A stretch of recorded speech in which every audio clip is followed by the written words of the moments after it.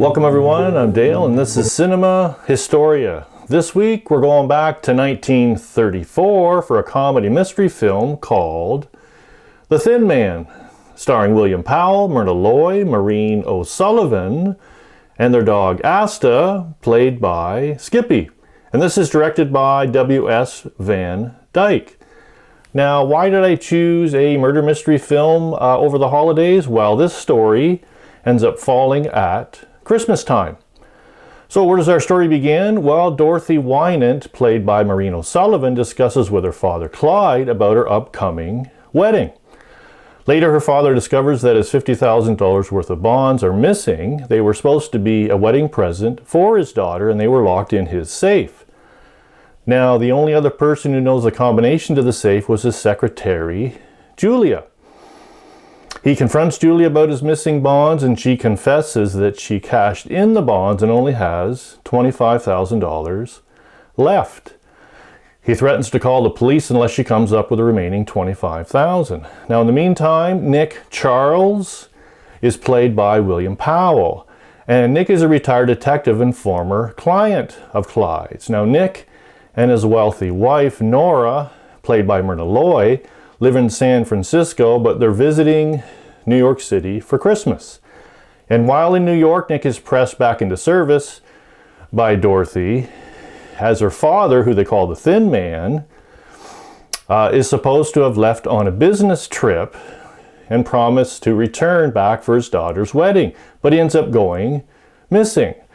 So she convinces Nick to take the case with her socialite wife, who's eager to get him back into action again. What appears to be a missing person situation, though, rapidly turns into a murder case when Julia Wolfe, Clyde's former secretary and girlfriend, is found dead, and the evidence points to Clyde as the primary suspect. But Dorothy refuses to believe that her father is guilty. So, does Nick solve the case with the police, and do they get help from their little canine buddy Asta? Is Clyde a primary suspect, or does he become another murder victim, and we still have to figure out who the murderer really is?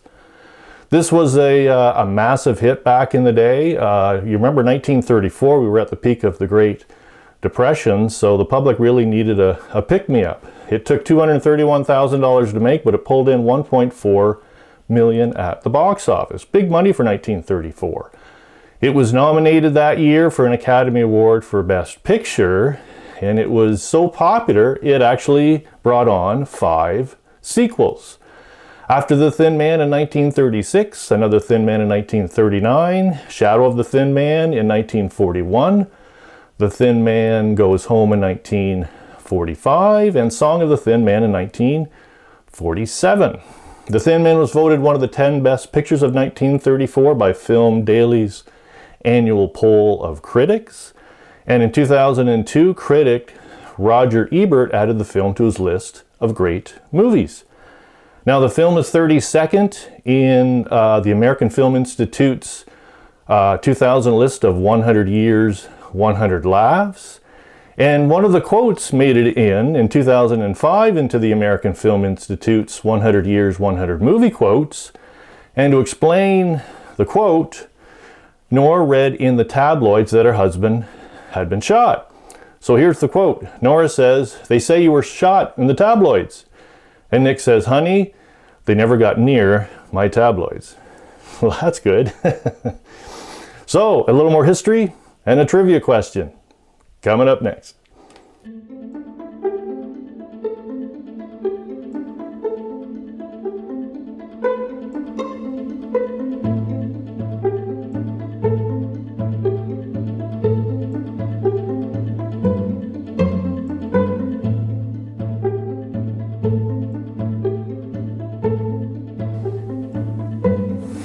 That last photo, the fire hydrant, well, that was Asta's Christmas present under the tree in the film.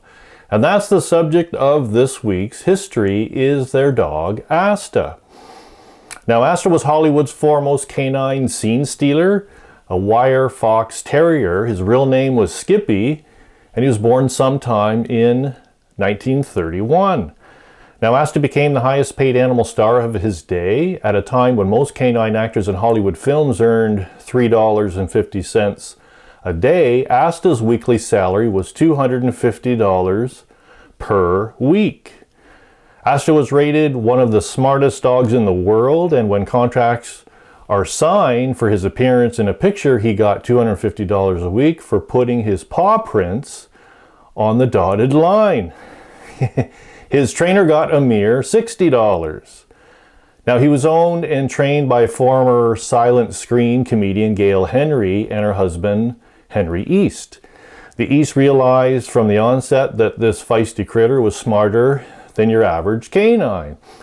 He could be trained to do any number of complex tricks, such as play dead or hide his head behind his paws, play hide and seek, peeking out with one eye.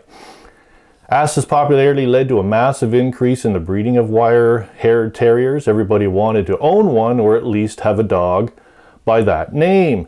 Now, Asta the dog became a star overnight in the Thin Man film of 1934. William Powell, the star, wanted to buy Asta, but the owners refused. Now, in the wake of a sequel, After the Thin Man, which came out in 1936, Asta was in that movie, and then Asta became Mr. Smith in another screwball comedy called The Awful Truth in 1937. And I did a review on this movie if you'd like to look that one up. Asta won out over 19 other canine hopefuls in his screen test for the part. After getting the part, he was given his own dressing room with exclusive access granted only by his owners. As befitting a true professional, Asta rarely needed a second take to complete a scene. He even managed to convincingly fake drinking water from a bowl in his next film, Bringing Up Baby, in 1938, another Cary Grant movie. Asta played Mr. Atlas in his next film, Topper Takes a Trip, in 1938, and his final film of the series, The Thin Man Goes Home, was in 1944. Now, Asta then entered his well-earned retirement. A grandson, though, of Asta took over the reins for the 1957 series, The Thin Man. And the trivia question this week, oh, sorry, I forgot. Asta passed away, actually, in 1951 at the age of 20. So the trivia question, what motivated Asta for his tricks? Well, motivation was provided in the stage of his favorite toy, Oslo, the rubber mouse.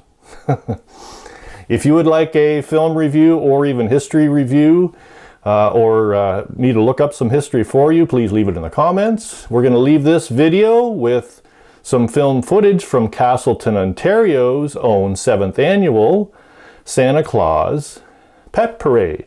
Hard filming to do. I had to dodge all the steaming divots. Thanks for watching, everyone. Hope to see you back next week. Buddy, wave goodbye, saying don't you cry, I'll be back again someday.